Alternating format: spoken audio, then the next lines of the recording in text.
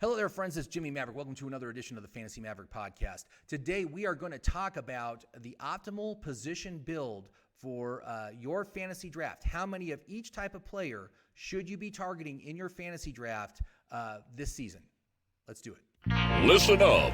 It's time for the Fantasy Maverick podcast, starring the guy who's going to help you win that fantasy championship, Jimmy Maverick.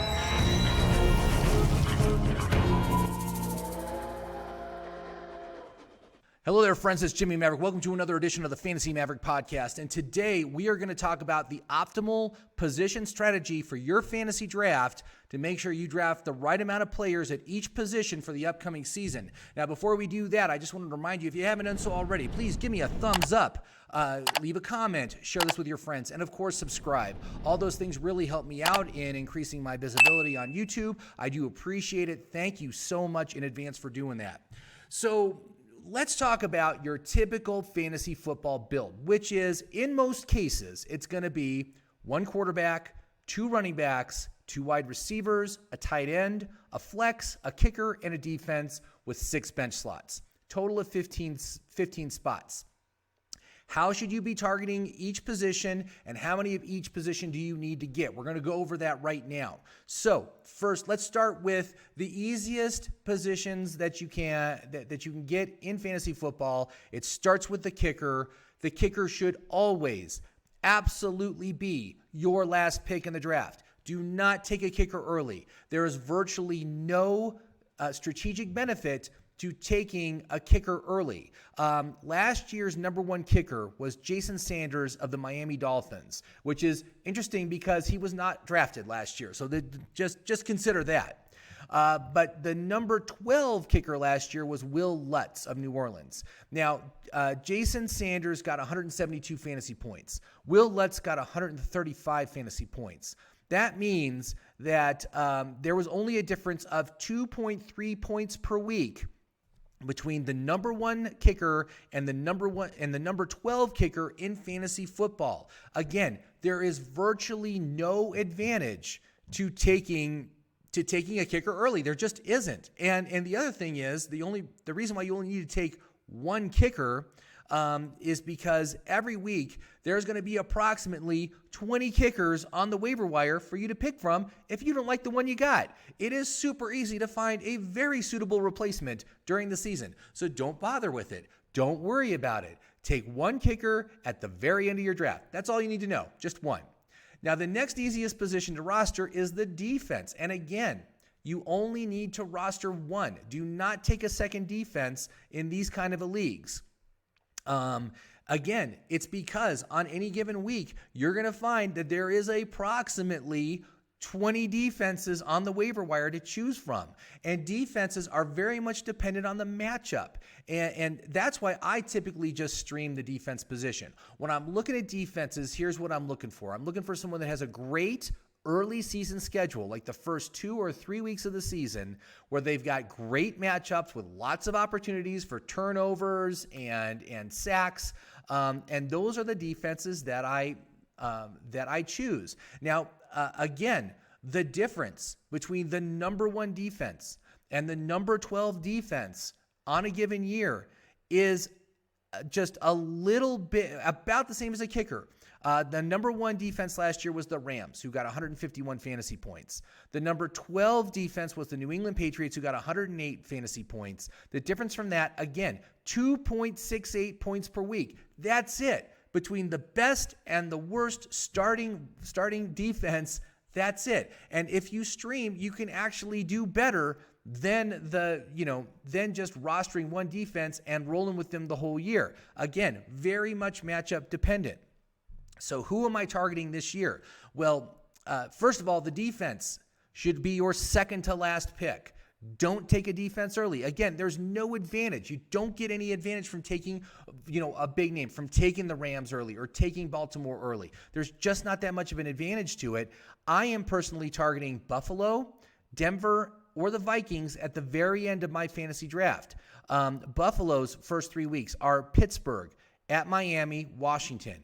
Again, great opportunities for turnovers from suspect quarterbacks. That's what you're looking for. Denver, fantastic early season schedule.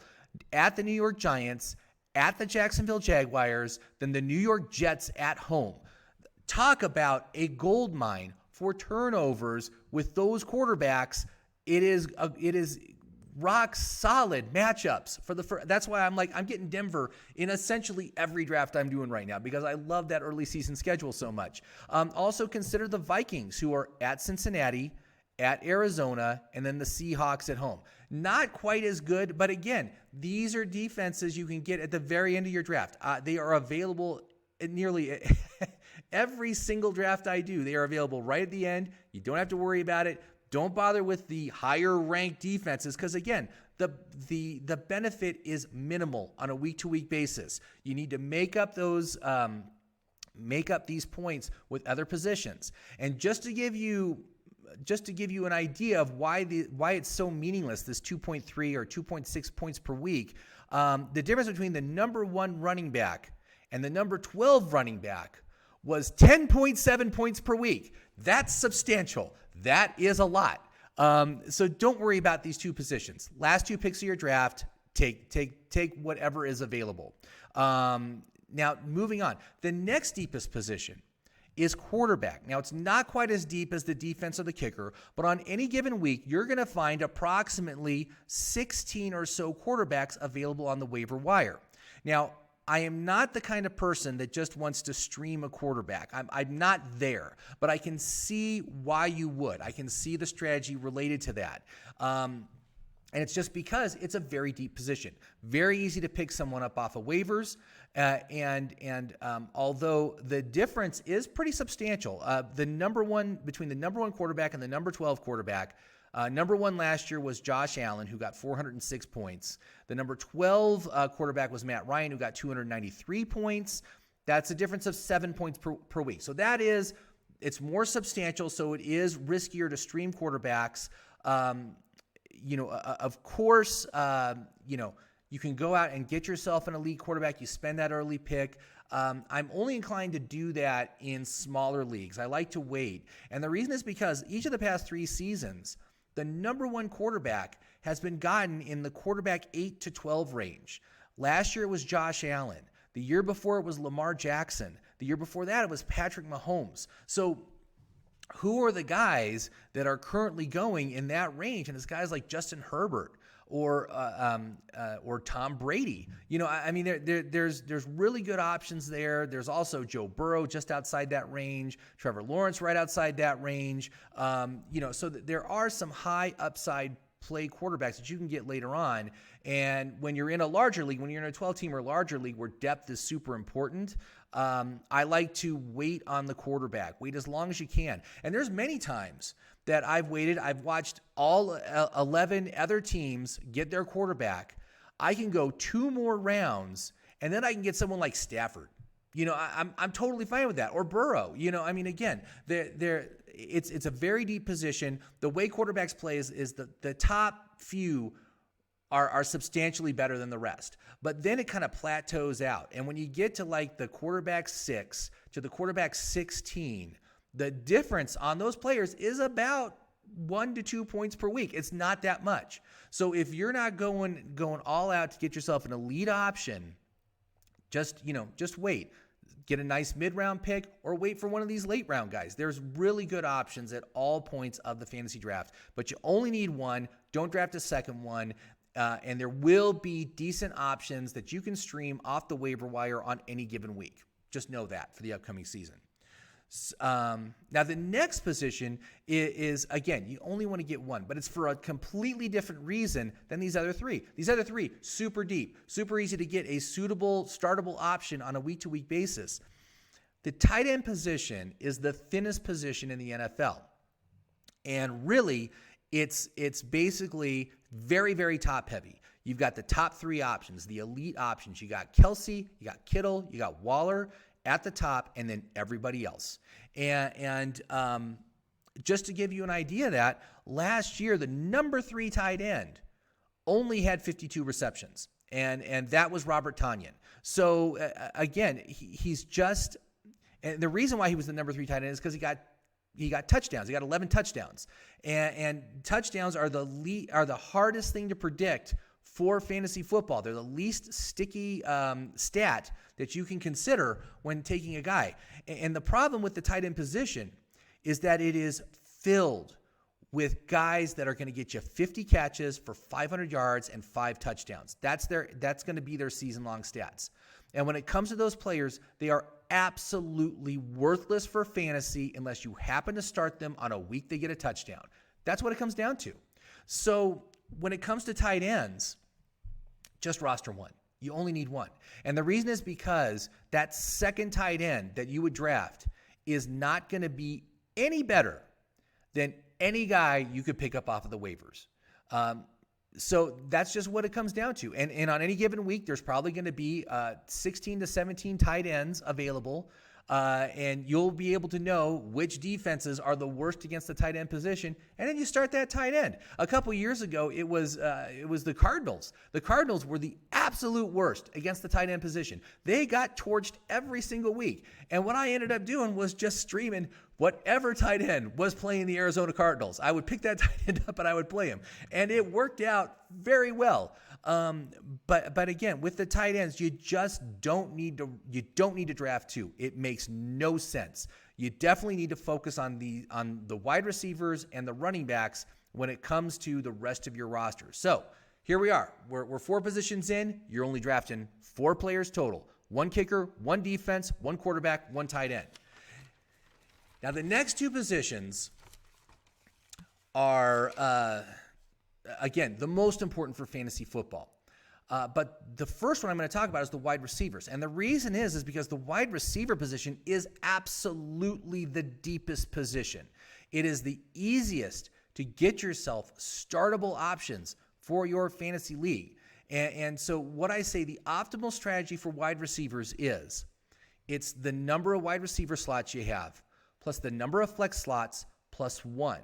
So in this typical setup that we're talking about, you would need to roster 4 wide receivers. But I need to make the caveat that you need 4 startable wide receivers.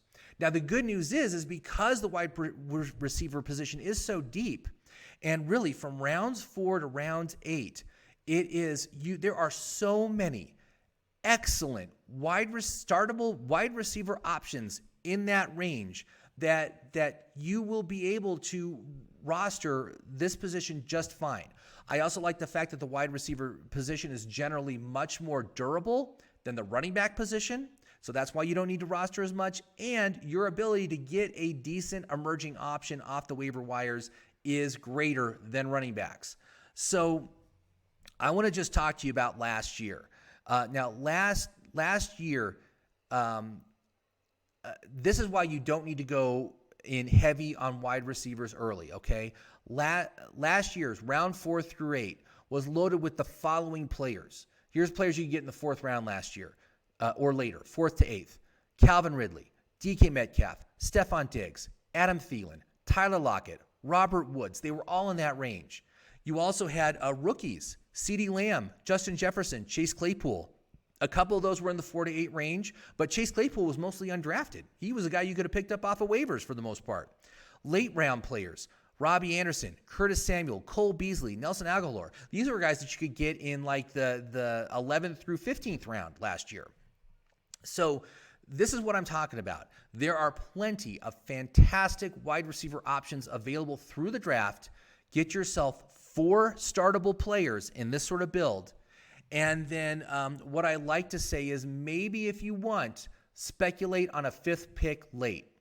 So I want to just tell you, first of all, these are the current wide receivers that are going in the 4th to 8th round of fantasy drafts. Listen to this list. It's amazing.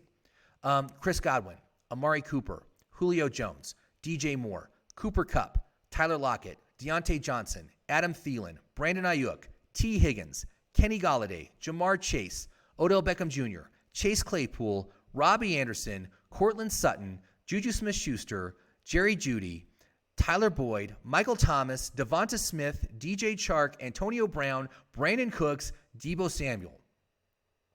If I had 4 of these players, I would be perfectly happy with my fantasy team. I mean, I would be very confident to put these guys out every week in my wide receiver slots and maybe my flex slot. I mean, that is the 4th through 8th round, guys. I mean, they're just excellent options. So you don't really need to spend early on a wide receiver, although you can. If you want to spend maybe one of your first 3 picks, get yourself an elite option, and then get 3 more off of this list, that's good. That's very good. I like that too. But that's what we're talking about. You don't need to spend early on wide receivers. Load up in the 4th through 8th rounds on these guys. And like I said, for the most part, you'll need 4. Maybe you take 5, but 4 is good. And these are all very good, reliable players too. There's not a lot of low reliability players here outside of maybe someone like Cortland Sutton, who is risky, Michael Thomas, who is risky because he's recovering from that injury. But most of these guys are mid to high reliability players, so they're good options. And as far as the late round wide receiver, if you want to go for a 5th, you want to get yourself a high upside player. Find a guy that you think is going to play in the slot or has the opportunity to achieve a larger role through injury from players above him. But guys that I like right now, Gabriel Davis, Rondale Moore, Jalen Reagor, Terrace Marshall. These are all guys that I'm very interested in the late rounds. 12 to 15, grab one of these guys, and they might work out. And if they don't, it's no big deal because they're a 12th through 15th round pick. But that's my overall strategy for wide receivers. So now we've taken a total of 8 players, 1 tight end, 1 quarterback, 1 kicker, 1 defense, and 4 wide receivers. We got 7 slots yet left. Who do we get with those 7 slots? Well, I'll tell you what, man, you get running backs. You load up on running backs. That's going to be your single largest position. And the reason is because this is a very shallow position, very top heavy, not quite as bad as tight ends, but very top heavy. Typically, all the top 50 value running backs will be gone by the end of the 3rd round in most drafts. So you got to spend early picks on them, and then the other situation with running backs is that's the most brutal position. They take the most punishment and they miss the most time. Last year, only 2 running backs played all 16 games. Everyone else missed some time during the course of the season. So there's going to be opportunities here for players that you're going to get to be starters. So how do I typically do it? Well, my typical strategy with running backs is I like to spend 2 of my first 3 picks on running backs. Get myself 2 elite options in the position. Then in the mid rounds, 4 to 6, maybe get myself 1 more high upside running back. There's some good names in the middle rounds. Josh Jacobs, Kareem Hunt, Travis Etienne are 3 guys that I really like in the middle rounds. And then as you move into the round, 8 through 12, right in that range, I look for players, running backs with a substantial secondary role. My typical threshold is 150 touches and targets. And so guys like A.J. Dillon, Jamal Williams, Kenyon Drake, Latavius Murray are guys that I like to target in the middle rounds because of that. And then finally, in the late rounds, I like to snag handcuffs of low reliability players. So when I look on the board right now, here's who I see. Deontay Booker, who's the backup to Saquon Barkley. Samaje Perine, the backup to Joe Mixon. Darrell Williams, the backup to Clyde Edwards-Helaire. Justin Jackson, the backup to Austin Eckler. Although Justin Jackson, I think, kind of will be in that RB with a substantial role because I don't think Austin Eckler he's not a workhorse. I don't think he's going to get more than about 150 touches. He'll get about 100 targets though, so that's where his value comes from. But there's going to be someone else that's going to take a substantial number of rushing, of rushes, and I think that Justin Jackson is one of those guys. But Ramondre Stevenson, who's the backup to Damian Harris. Salvon Ahmed, the backup to Myles Gaskin. These are all guys you can get late. They're all available after round 12. And just load up. Get 2 or 3 or 4 of these guys. And I'm telling you what, during the course of the season, they are going to become valuable. And that is my optimal build. So it's going to be 7 running backs, 4 wide receivers, and then 1 each of the kicker, defense, quarterback, tight end. That's it. That's the optimal build for fantasy football this season. So go try this out. Do some mock drafts and let me know what you think of your build when you do this. And so, but I think you're going to be very happy with your team by doing this sort of an optimal build. Don't roster a second quarterback. Don't roster a second tight end or a defense or a kicker. It is a waste of a pick, and you're just going to end up dropping that player after a few weeks because they're not going to be worth it. And there you go. Roll into the season with a build like that, you're going to be fine. Now, if you have a larger bench, you might want to add a second quarterback and a second tight end. I am playing in some leagues where it's I have a 10-seat bench, and in those sort of leagues, yes, I will definitely roster a second quarterback and a second tight end because those positions are going to be a lot thinner because you're going to, instead of having like the top 180 players taken off the board, you're going to have the top 240 players taken off the board. So it's going to be a lot thinner at quarterback and tight end. It's going to be much harder to find an alternative if yours doesn't work out or for bye weeks. So when it comes to those sort of leagues, yes, I would take a second quarterback and a second tight end if it's 8 or more bench slots. But that's the only time I would do it. So what do you think of this build? Why don't you leave a comment down below? Let's talk about it. And of course, don't forget to like. I do appreciate the likes, and I do appreciate the subscribes. So thank you very much for watching. I hope you liked this. I hope you found it very informative, and we will talk again soon. Good luck, everybody.